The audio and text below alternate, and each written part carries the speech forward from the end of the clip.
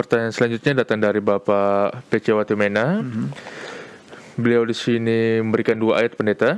Yang pertama itu adalah Amsal 28 ayat 9 yang berbunyi, siapa memalingkan telinganya untuk tidak mendengarkan hukum, juga doanya adalah kekejian. Dan ayat yang kedua adalah, yaitu terdapat dalam Yesaya 1 ayat 18 yang mengatakan bahwa sekalipun dosamu merah seperti kirmisi akan menjadi putih seperti salju, sekalipun berwarna merah seperti kain kesumbat akan menjadi putih seperti bulu domba. Beliau bertanya di sini, pendeta. Jadi kelihatannya 2 ayat tersebut berkontradiksi, ataukah apa sebenarnya maksud dari ayat-ayat tersebut? Silakan, pendeta. Terima kasih. Selamat malam Bapak PC Watimena. Tuhan memberkati. Mungkin tolong Stephen atau Salomo tolong melihat seperti apa kontradiksi kedua ayat ini. Yesaya 1 ayat 18. Ya, tadi Amsal 29 ayat 28 ayat 9 mengatakan siapa memalingkan telinganya untuk tidak mendengarkan hukum, juga doanya adalah kekejian. Betul. Yesaya berapa tadi? Kira-kira kontradiksinya di mana? Ayat 18. Sebentar, kita kayak harus sekali baca lagi ya, pendeta. Ayat 18. Ayat 18. Marilah bagi kita berperkara. Sekalipun dosamu merah seperti kirmisi akan menjadi putih seperti salju. Sekalipun berwarna merah seperti kain kesumbah akan menjadi putih seperti bulu domba. Yang Amsal mau? Di Amsal 28 ayat 9 mengatakan adalah, siapa memalingkan telinganya untuk tidak mendengarkan hukum, juga doanya adalah kekejian. Jadi mungkin kira-kira kontradiksinya itu adalah melanggar kalau hukum, orang berdosa, yang memalingkan telinganya untuk tidak mendengarkan hukum, doanya itu adalah kekejian. Ya, bagaimana dia bisa berdoa supaya mendapatkan pengampunan? Sebab waktu dia berdoa, doanya itu adalah kekejian. Betul pendeta. Jadi sepertinya pertentangan ya, kapan dia bisa mendapatkan pengampunan? Karena kan dia sudah memalingkan telinganya untuk tidak mendengarkan hukum, sudah melanggar hukum. Berarti dia sudah melakukan dosa, dan karena sudah melakukan dosa, ya bagaimana dia mau diampuni kalau dikatakan berdoa pun adalah kekejian, yang nggak jadi-jadi dia diampuni, seperti yang terjadi di dalam Yesaya 1 ayat yang ke-18. Apakah memang kira-kira demikian? Apa yang dimaksudkan di sini? Coba kita baca beberapa ayat untuk memberikan gambaran lah kepada kita. Yang pertama, saya undang Bapak Watimena dan pemirsa, juga Stephen dan Salomo. Coba kita buka kitab kita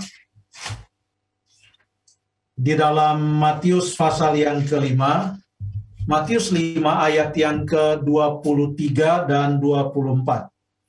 Matius 5 ayat 23 dan 24 yang berkata, sebab itu, jika engkau mempersembahkan persembahanmu di atas mezbah, dan engkau teringat akan sesuatu yang ada dalam hati saudaramu terhadap engkau, ada konflik, tinggalkanlah persembahanmu di depan mezbah itu, dan pergilah berdamai dahulu dengan saudaramu, lalu kembali untuk mempersembahkan persembahanmu itu.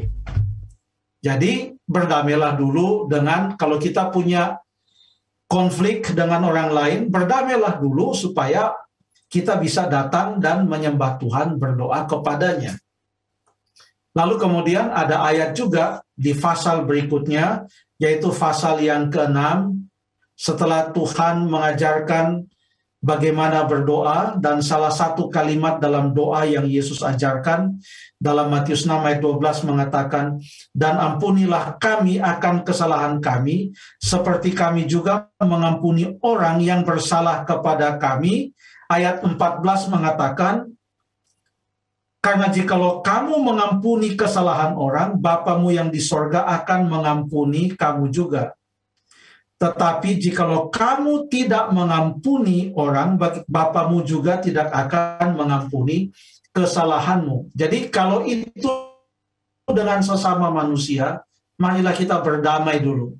Jangan kita sedang membenci seseorang, lalu kemudian kita datang berdoa kepada Tuhan. Paling tidak ada damai dalam hati kita, walaupun kita belum sempat bertemu dengan orang itu, tapi kita sudah punya damai dalam hati dan kita katakan kepada Tuhan, apapun itu saya sudah ampuni.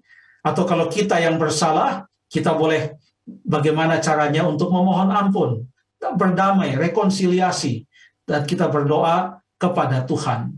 Nah, sekarang kita baca dulu 1 Timotius 2 ayat yang ke-8. 1 Timotius 2 ayat yang ke-8. Saya baca. Oleh karena itu aku ingin supaya di mana-mana orang laki-laki berdoa dengan menadahkan tangan yang suci, tanpa marah dan tanpa perselisihan. Ya. Jadi kalau ada, ini sama pekabarannya dengan di Matius 5 dan Matius 6 tadi. Kita harus selesaikan, lalu kemudian kita menghadap Tuhan. Kita baca dulu 2 Tawarik 7 ayat yang ke-14.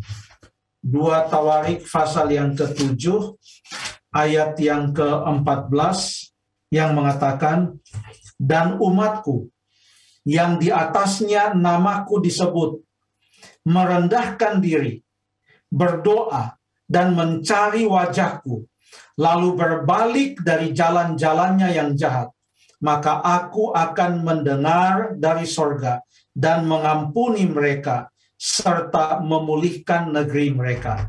Tadi ayat-ayat yang sebelumnya dalam Matius 5, Matius 6, 1 Timotius 2 adalah kalau kita punya konflik dengan sesama manusia, perlu kita bereskan lalu datang menghadap Tuhan.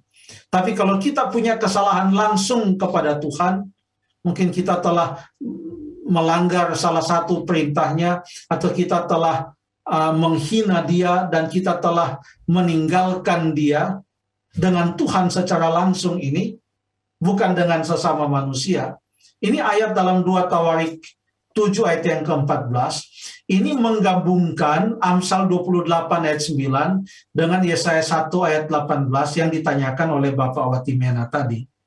Saya baca sekali lagi ayat ini, dan umatku yang di atasnya namaku disebut, merendahkan diri, berdoa, dan mencari wajahku, lalu berbalik dari jalan-jalannya yang jahat, maka aku akan mendengar dari sorga dan mengampuni dosa mereka, serta memulihkan negeri mereka. Ada suatu prinsip di sini dari bagaimana Tuhan Allah mengampuni manusia. Seberapapun hebatnya kita punya pelanggaran kepada Tuhan, kalau kita datang kepadanya, merendahkan hati kita, mencari dia, berdoa sungguh-sungguh kepadanya, maka dia akan mengampuni kita. Mengapa? Karena dalam konsep penampunan atau penebusan, Tuhan Yesus tidak pernah menunggu kita sudah baik, baru dia mau mati di atas kayu salib. Itu konsepnya. Dia tidak pernah menunggu kita sudah baik dulu, sudah tidak ada kesalahan, sudah tidak ada dosa, baru dia mau mati di atas kayu salib. Tidak. Apa yang dikatakan Alkitab? Saat kapan Tuhan Yesus mati di atas kayu salib? Coba kita buka di dalam Roma pasal yang ke-5. Roma pasal yang ke-5, ayat yang ke-7 dan ayat yang ke-8. Sebab tidak mudah seorang mau mati untuk orang yang benar, tetapi mungkin untuk orang yang baik ada orang yang berani mati. Tetapi Allah menunjukkan kasih-Nya kepada kita ketika kita masih berdosa. Dia tidak menunggu kita sudah baik, sudah tidak melakukan pelanggaran, sudah hidup benar, baru dia kemudian mau mati untuk manusia. Tidak. Dia mati bagi manusia pada saat manusia berdosa, masih berdosa. Konsep ini, ia mengampuni kita pada saat kita datang kepadanya dengan segala dosa kita kita datang kepadanya. Jangan pernah kita merasa takut kalau Ia akan menolak kita. Apapun dosa dan pelanggaran kita, kalau kita datang kepadanya, Dia akan mengampuni kita. Ada janjinya di dalam Alkitab. Mengapa? Karena Yesus mati bagi kita ketika kita masih berdosa. Terima kasih.